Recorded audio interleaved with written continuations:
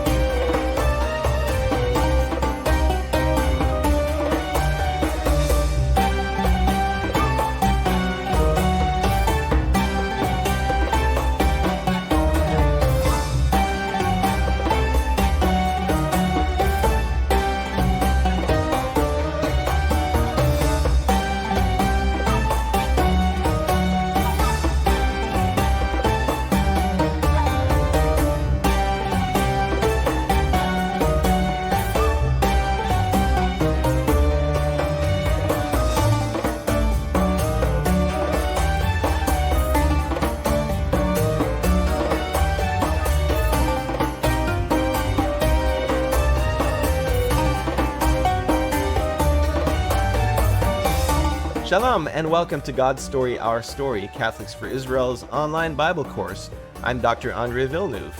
Well, so far in our course we've had no less than 3 introductions. We started off by considering man and his world, the world in which we exist, the human person, and some of the big questions of life. Then we did a quick survey of the gospel message, looking at the essentials of God's plan of salvation. Next we had a bird's eye view of the story of salvation, the story of the entire Bible. Well, we're now done with our introductions, and today we begin with the regular part of our course. So we go back to the beginning with probably what is one of the most important questions you will ever ask yourself. Is there a God out there who cares for us? And if so, what can we know about him?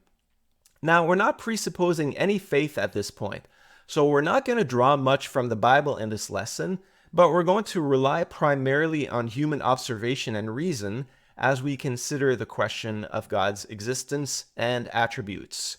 And as always, before we start, please remember to like this video, and really, please do, just click the button below the video. It really helps us out. Subscribe to our channel and click that notification bell, as well as post your questions and comments below. The more you engage with our channel, the more it's going to help us grow.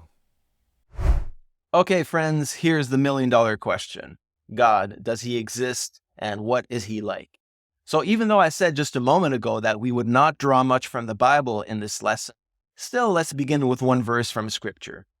In the Acts of the Apostles, the Apostle Paul is speaking to the men of Athens, and to all these thinkers and philosophers, what does he say? He says, in him, that is, in God, we live and move and have our being. So it's certainly the conviction of the Bible that at every moment of our lives, we are held in existence by an all-powerful, all-loving God. But the Bible seems to assume that more than it tries to prove it. So how do we come to that conviction, and is it even possible? So for this, we return to one of the initial questions we raised at the beginning of our course regarding man's capacity for God. And this question is there something or someone out there who is in control and who is able to help us? Now, the distinction between something and someone, of course, is crucial, because are we talking about some impersonal higher power, or are we talking about a personal loving God? And that's going to make a huge difference, whatever conclusion we reach in how we relate to this supreme being. But before we go any further, we need to at least mention 2 considerable obstacles in our search for God. And one affects very much the emotions, and one affects the will. These 2 obstacles are suffering, the problem of pain, and sin, the problem of evil. Now, our investigation is very much going to involve our intellect, our mind, as we look into reasons for the existence of God. But we know that the human person is much more than a mind or an intellect. We also have emotions and a will. And these 2 obstacles really affect much more than the intellect. Number 1, the problem of suffering.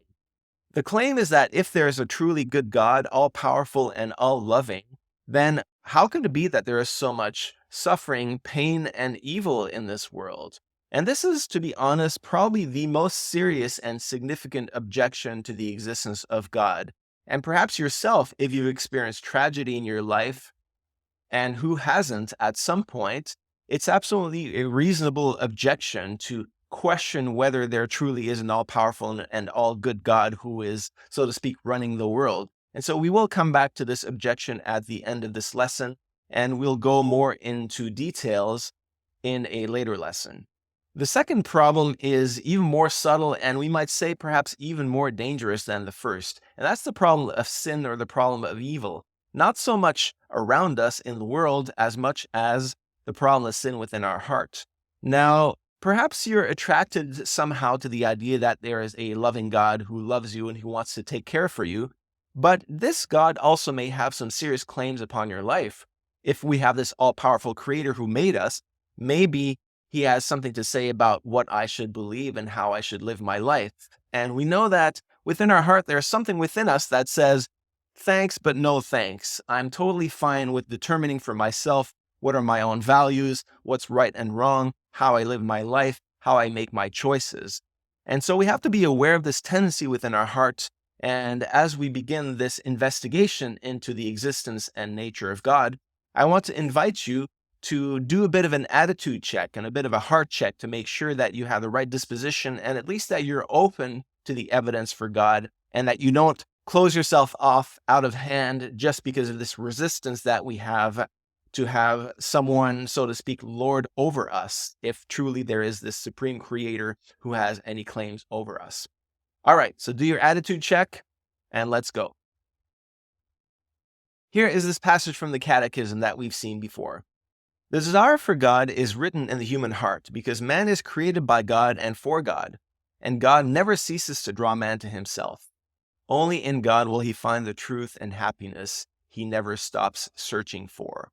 So even though there may be some kind of resistance against the claim that there is a God who made me and who loves me and who calls me to follow him, ultimately, why do we have a motivation to search him? Because we seek truth and happiness, and without God, we will never find this happiness that we're searching for. So that's why the search is worth it, even though it can be a little bit scary.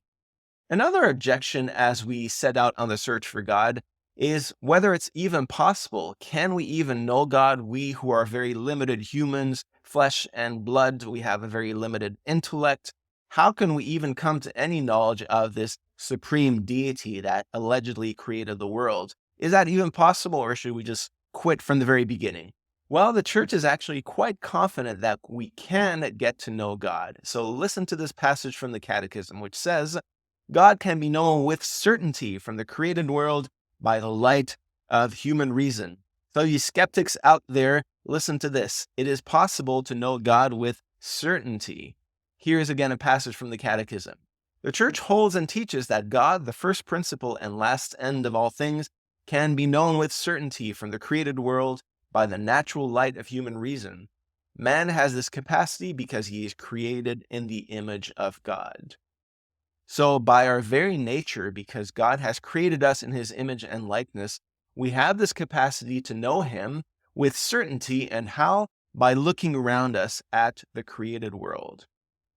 Yet the church and the Catechism also acknowledge that man experiences many difficulties in coming to know God by the light of reason alone because of the impact of the senses and the imagination and his disordered appetites. So this is exactly what I said a moment ago, is that we have also some resistance against the existence of God. And this resistance is not primarily based in the reason alone or in the mind, but because of our senses, we're drawn to various things of this world, our imagination, which can go wild, and also our disordered appetites. There are certain things that we clasp onto, certain pleasures that we like and we do not want to give up. And that can really cloud our judgment as we investigate the question of the existence of God. Now, I just mentioned the imagination, and this is a very important point. Sometimes we confuse the intellect with the imagination. Perhaps you have said something like this: I cannot imagine God, or I cannot imagine a God who has created me. Now, this is a very true statement. We cannot imagine God. Why? What is to imagine something? Well, the imagination is to make a mental image. Obviously, we cannot make a mental image of a spiritual being because this being spirit, is not material. He has no form, no shape, and we cannot represent this being as an image. Let's take an easier example. Imagine making an image of a triangle. Imagine a triangle right now. Don't look at the screen because it gives it away, but just imagine a triangle. It's not that hard. We imagine a figure with 3 sides, with 3 angles. Okay, very simple. We can make a mental image of a triangle. But what if I were to tell you, imagine a 1,000-sided figure? Well, that's a lot more difficult. It's almost impossible, in fact, to visualize a figure with 1,000 sides. We'd have to count every side and do the math, and that's a lot more complex than imagining a triangle. So we can't really imagine a 1,000-sided figure, but we can certainly conceive it as possible. We can conceive of a figure that has 1,000 sides. Well, that's not impossible at all. So likewise, with the question of God, it's true that we cannot imagine God. We cannot make a mental image of God, but we can certainly conceive that he exists. We can conceive the existence of a spiritual, all-powerful, and all-loving being. And so don't despair at the very beginning that you cannot imagine what God is like. That's normal. But by engaging our reason, we can certainly conceive of what God might be like. So how can we come to know God? Well, the Catechism first says that the order and beauty of the physical world points to the existence of God. So we will start there by observing the world around us. Here is St. Paul again in his epistle to the Romans in the New Testament.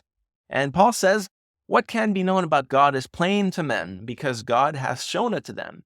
Ever since the creation of the world, his invisible nature, namely his eternal power and deity, has been clearly perceived in the things that have been made." So you see, Paul here is also expressing great confidence that by observing the world around us, we can come to not just a faint idea, but also a firm conviction that God exists. So looking around us is one way of looking for the evidence of God, but also looking within us, looking at the human person, points also to the existence of God. Also things that we have mentioned before, our openness to truth and beauty, our sense of moral goodness, and also human freedom and the voice of our conscience, calling us to do good to avoid evil, and our longings for the infinite and for happiness. So all of these point to the existence of God. So let's unpack this a little bit. Let's begin with a classic argument from design. And let's begin with a specific subset of this argument from design, which is known as Paley's argument.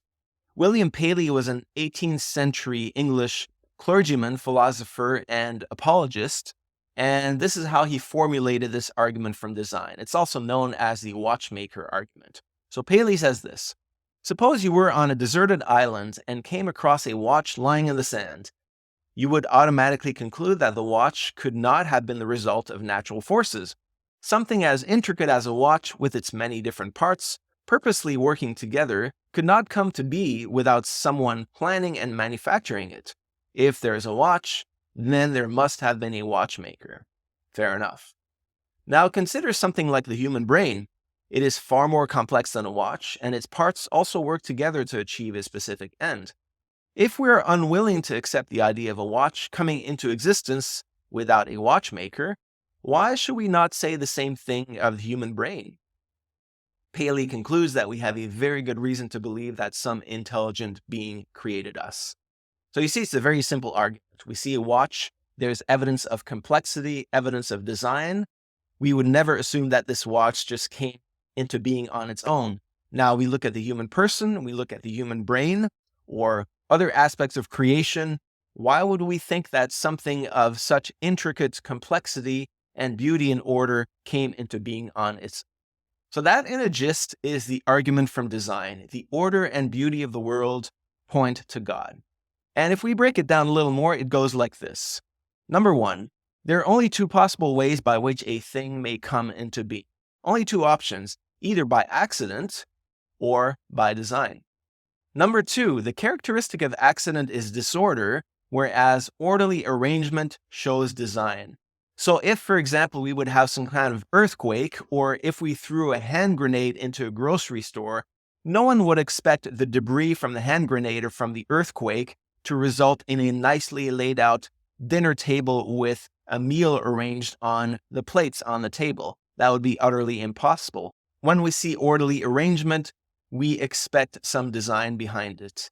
Now, number 3, the universe shows an order so marvelous that it excludes accident as a possible explanation. We look at the world around us and we do find order and beauty. So how could this just be the result of accident? Number 4, therefore, the universe must have been designed, and design involves an intelligent designer. Let's break this down into another couple of examples. If you fly over an island and you see in the sand the letters SOS, would you assume that this SOS has been written in the sand by the wind? I don't think so. I think every sane person would assume, wow, there must be someone there. There must be some intelligence that has drawn this SOS in the sand. What about if we put a million monkeys typing at a million typewriters for a million years? Would they eventually type out Hamlet by chance if we just give them enough time? Hardly. We know that this would not happen. And so could the design of the world happen by chance without a designer? Even if we give enough time to chance, accident does not result in order, no matter how much time we give it. A variation of the argument from design is the so-called anthropic principle. And what does that mean?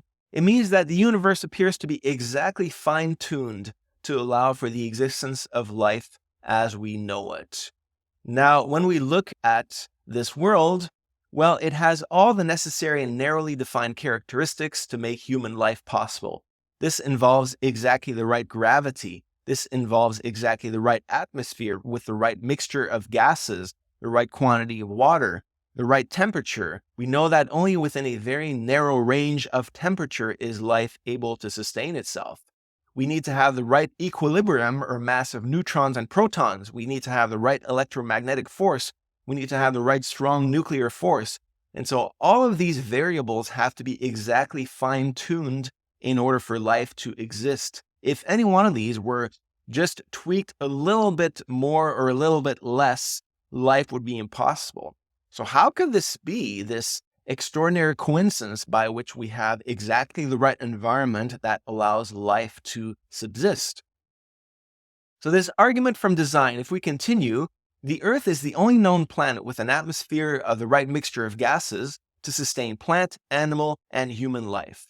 If the Earth were smaller, an atmosphere would be impossible, such as the planet Mercury.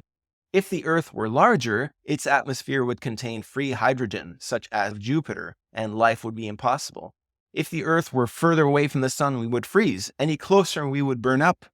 Any kind of fractional variance in the Earth's position to the Sun would make life on Earth impossible. Still along the same vein, the Earth rotates around the Sun at a speed of nearly 67,000 miles per hour. It's also rotating on its axis, allowing the entire surface of the Earth to be properly warmed and cooled every day. If any of these variables would change, life would be impossible. So that's just looking at the complexity of the world that appears to be fine-tuned to allow for life to exist. Now, if we look closer to home and we look at the human person, we find that man is also wonderfully made. If we just look at the human heart, well, the human heart beats in this very minute 60 to 70 times. Per day, it beats some 93,000 times. In a week, the heart beats some 655,000 times. It beats 34 million times per year and 2.4 billion times in an average lifetime. The heart fuels itself, it paces itself, it repairs itself, and it alters itself in response to lifestyle changes. When you think about that, what does that? Is it just nature? Is it just an accident? The liver is constantly detoxifying blood. The red blood cells have this ideal shape for transporting oxygen through the body. Some 10 million red blood cells are made every hour and an equal number destroyed. If either supply or destruction becomes out of synchrony by as little as 1%, before long, life ends.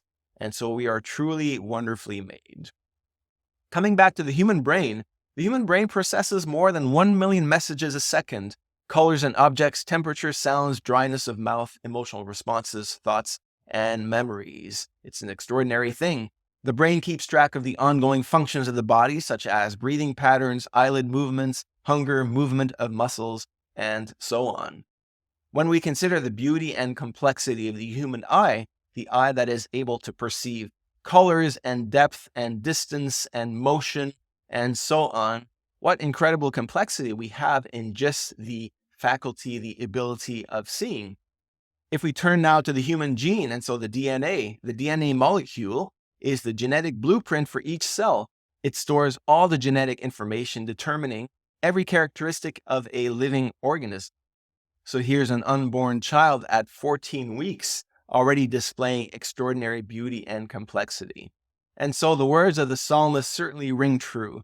For you formed my inward parts, you covered me in my mother's womb. I will praise you, for I am fearfully and wonderfully made. But what about the question of evolution? Doesn't evolution explain all of this, the complexity of human nature and of the world? Are we talking about some unguided process of natural selection acting upon random mutation? Does that really make sense? Well, we don't have time to go into the details of evolution here, but we could say that there are some serious challenges to evolution, and more we encounter many scientists who dissent from Darwinism and who say and assert that this unguided evolution, this process of natural selection and random mutation, cannot explain the complexity of life. So some challenges to evolution, for example, in the field of genetics, mutations cause harm and do not build complexity. Similarly, in biochemistry, an unguided random process cannot produce cellular complexity. We see this, for example, in a computer program. Imagine you have a computer program with some coding and you inject into that code some random mutations, some random changes. What happens if you just give it enough time? Is it going to eventually evolve into becoming a more complex, a more powerful computer program? Well, no. Any computer programmer or coder knows that it's just going to completely mess up the program no matter how much time you give it. And so these unguided random processes do not produce complexity, but actually lead to a breakdown of information. Also, the field of paleontology, the fossil record, actually lacks intermediate fossils, this so-called missing link between various species. We know that throughout the various ages, there have been a number of massive explosions of life, such as most famously the Cambrian explosion, in which we find innumerable number of species that suddenly appear in the fossil record without any kind of transitional forms that lead from less advanced forms to more complex forms. And so looking at evolution, we see that it does not really explain at all the complexity of this world, let alone the complexity and intelligence of the human person. So many books have been written about this. One of them that I recommend is Icons of Evolution by Jonathan Wells. And as I said, we're finding more and more dissent from Darwinism in the scientific community. So much for the design argument. It's pretty simple. We just barely touched upon it. So let's move to another argument, which we call the first cause argument. Can the world be self-existing? If we look at anything in the world, such as a rabbit, for example, everything in the world did not just come from nowhere. It had to have a cause. And so everything that exists must either exist of itself. This would make it a self-existent or necessary being, or everything must receive its existence from another being, and that's what we call a contingent being. Now, if we look at the world around us, the universe contains only contingent beings, which need a cause for existing. Nothing that we can observe around us is a self-existent being. Everything that we see derives its existence, its being, from something else. And so this chain of dependent beings must be dependent on some kind of independent being. Otherwise, it would just depend on nothing. It could not exist. And so a rabbit comes from Mummy and Daddy Rabbit, and they had to have a Mummy and Daddy Rabbit, and so on. But we can't have this eternal chain of rabbits, even if we presuppose some kind of evolutionary process behind our rabbits. So we cannot have this unending chain of existence that just doesn't have any kind of beginning. So a book, for example, comes from paper, which comes from a tree, which comes from yet another tree, and so on. And whether this tree begins with a seed or whatever it is, it has to have some kind of a beginning. Likewise, a train wagon cannot move unless it is pulled by something already moving. This may be another wagon, which may be pulled by another wagon, and so on. But unless there's a locomotive with an engine, none of the wagons could move. So we need ultimately some kind of initial mover that moves this whole chain of events. Another example for first cause argument. Imagine you need a blood transfusion. So you go to hospital A and you ask, okay, you're going to give me this blood. Where did this blood come from? And they tell you, oh, this blood came from hospital B. But where did the hospital B get the blood from? Oh, it got it from hospital C. And where did hospital C get this blood? Oh, it got it from hospital D. And hospital D says, oh, we got it from hospital A. Well, this does not make any sense. We cannot have an endless chain of hospitals that passed on the blood from one to the next. The blood had to come from a person ultimately. The blood had to come from someone. If there's no first cause, then the universe is like a great chain with many links. Each link is held up by the link above it, but the whole chain is held up by nothing. And so that cannot work. All this leads to the Big Bang and the so-called Kalam argument, which is actually a medieval argument that was developed by Muslim thinkers in the Middle Ages. So what's this Kalam argument? It's very simple. It goes like this. Number one, everything that begins to exist must have a cause. Number two, the universe began to exist. And therefore, number three, the universe must have a cause. Very simple. We know that all scientists today believe that the universe did not always exist, but they acknowledge that there was some kind of a Big Bang in the very beginning. And the very fact that the universe is expanding also is evidence that it must have a single origin before which it did not exist. And so if almost the entire scientific community agrees that there was a Big Bang in the beginning, well, what caused the Big Bang? This has to be a first uncaused cause. But then you might answer, well, this just pushes the problem one step further. If everything needs a cause, then doesn't God need a cause? Who made God then? If everything needs a cause, then what is it that caused God? Well, there's a catch to that question. There you go. So what made God? So what's the catch? Well, not everything needs a cause. Everything that changes needs a cause. Everything that is dependent or contingent needs a cause. And also everything imperfect needs a cause. But an unchanging, self-existing, and perfect being does not need a cause. And as I said in the beginning, this is hard to imagine, but it's possible to conceptualize it. This idea of a spiritual, unchanging, self-existing, perfect being not made of parts that does not need a cause. And this would be a being that is not within this world, that is not observable, but transcends this world. Therefore, God does not need a cause. Okay, so much for the first cause argument. Let's move more towards the human soul, and we can move towards the argument from conscience. Now, we know, everyone knows deep down that we are absolutely obligated to be and to do good. There's some kind of voice within us that calls us to do good and to avoid evil. And the argument from conscience says that this obligation could only come from God. Therefore, everyone somehow knows God by this moral intuition. That is, conscience is the voice of God in the soul. Let's unpack this a little bit. Let's look at the possibilities. What could be the origin of conscience? Do we have any other options? We do have a few options. Could conscience just be something abstract and impersonal, some kind of random product of evolution, a law without a lawgiver? Well, why would some kind of abstract idea have any authority over me? Why should I obey an abstract idea that really has no rational source? So it seems like the voice of conscience is stronger than some kind of abstract source. What about a biological survival instinct? Maybe it's just some kind of collective instinct that evolution has given us so that we can survive as a species. Well, the thing is that instincts must sometimes be disobeyed, but never our conscience. Think of the example if you've promised a friend to help him move early on Saturday morning at 7 a.m. So when your alarm goes off on Saturday morning at 6 a.m., your instinct is not telling you to go help your friend. Your instinct tells you, oh, I just want to stay in bed and sleep some more. But we know that we have a higher law. We have our conscience that calls us to keep our word and go help our friend. And this is very different from instinct. And so it doesn't seem to work to say that conscience is just a biological survival instinct. Instincts drive us to do or not to do something, whereas conscience makes something obligatory regardless of instincts and regardless of how we feel. What about if conscience is just the result of other human beings, is just the collective consciousness of society?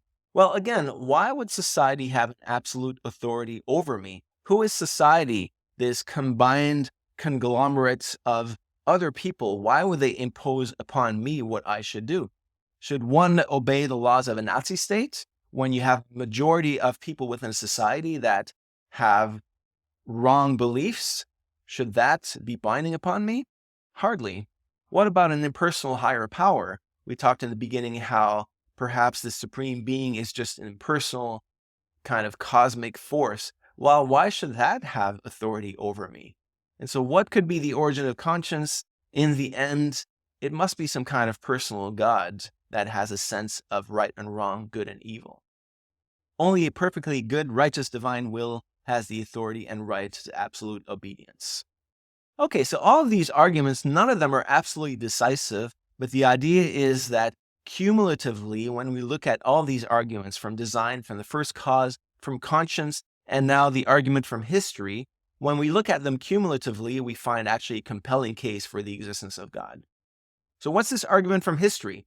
Well, when we look at history, we see that history is meaningful. There is a certain meaningfulness in history. History is not random, but has a storyline. So when we look back at history, we see people such as John Paul II who are great heroes, and we see people who are truly evil. History judges them as having been thoroughly wicked, such as Adolf Hitler. And so we see a certain moral design in history. Moral laws are just as inescapable as physical laws. We universally recognize certain figures of history as being good, and other figures of history as being evil. We also are familiar with near-death experiences. A lot of people have died temporarily for a few minutes and have had this experience of this extraordinary tunnel of light and being overwhelmed with love and having this encounter with this loving being and that they recognize as God or as Jesus. And so should we just dismiss these innumerable near-death experiences that point to life after death? What about the argument of Christ? We know that one person in all of history has claimed to die and come back from the dead, and this is the person of Jesus who claimed to be the Son of God. And of course, we will unpack that throughout the rest of our course. And so the argument of the resurrection also points to the existence of God. Not just the resurrection, but there have been innumerable miracles attested in human history. Here in this picture, you can see a photo that I took myself a number of years ago in India, where I saw this little child who was paralyzed and who got up and started walking after we prayed for him in the name of Jesus. And so there's innumerable testimonies of miracles that also point to the existence of a good God. Transform lives through conversion. Many people have had their lives changed from evil to good, from despair to hope, from darkness to light. And so there are so many testimonies and conversion stories of people who have found God and who have found a reason for living and have found their lives completely transformed after encountering God through Christ. And these are the testimonies of the saints who show us that life can and does have a purpose when we live it in communion with God. And we recognize this also in our own individual life experience, our desire for love and also for God, as we mentioned already several times. So that's the argument from history. We also have the argument from the Bible that we will unpack in later lessons. And so we recognize the people of Israel today as God's enduring witness. Already in the very first book of the Bible, the book of Genesis, we hear of God calling Abraham, his son Isaac, and then his grandson Jacob, out of whom he forms a certain people, the people of Israel. And guess which people has survived until our own day? A people, a little people that has lived in exile for much of its history and still has returned to this land that God promised to Abraham, Isaac, and Jacob. And so in the very existence of Israel, we recognize God's enduring witness. That's another indication that there might be something behind this people of Israel. So some recognize that Israel today is a fulfillment of biblical prophecy. Even the existence of the church, we know that the Catholic Church is the world's oldest organization. Against all odds, Think about it. This is extraordinary. The church has outlived the ancient Babylonian Empire and the Greek Empire and the Roman Empire and every single organization in the history of mankind. And this seems almost miraculous when you consider how the church has been managed or mismanaged sometimes century after century. So the survival of the church also seems to point to the existence of God. Now, as we come to a conclusion of our arguments concerning the existence of God, we should consider Pascal's wager. And this is not technically proof for the existence of God, but this is, we might say, a motivator as we weigh the options of whether God exists or does not exist. So Blaise Pascal, who was a French philosopher who lived in the 17th century, said this: well, let's say that God does not exist. Where should we put our chances? Let's say we believe in God, we choose to believe in God, and God does not exist. Okay, it's true we have nothing to win after death, but we also have nothing to lose, right? So if you believe in God and God does not exist, well, it might still give you hope. It might help you to be a better person. So you don't have tons to gain, you still have a little bit to gain, and you also have nothing to lose. What about if you don't believe in God and God does not exist? Okay, you have nothing to win. Perhaps you have greater freedom in this life. You can live the way you want, and you have nothing to win after death. So the stakes are not super high. But what if God exists? So if you place your faith in God, if you choose to believe in God, in addition to the benefits that you get in this life of providing hope and joy and love and meaning in this life, you gain infinite happiness in eternity. So you don't have that much to lose, but you have everything to gain. Whereas if you choose to not believe in God and God does exist, then you have everything to lose, namely your eternal life and missing out on the very purpose for which you exist. So choosing to believe in God means that you have everything to win and nothing to lose. Whereas if you choose unbelief, you indeed have everything to lose. So this, for some, has worked as a powerful motivator in kind of nudging us towards, well, maybe this God thing is worth taking a chance, and let's explore this option. Okay, this concludes our overview of the arguments for the existence of God. Now that we have determined that it seems indeed quite plausible that God exists, our next question is going to be, what can we know about God's nature? In other words, what can we know about some of God's attributes, or what is God like? That, my friends, will be the topic of part 2 of this lesson on God's existence and attributes, and we will continue this in the next video. I will see you there. Peace and God bless.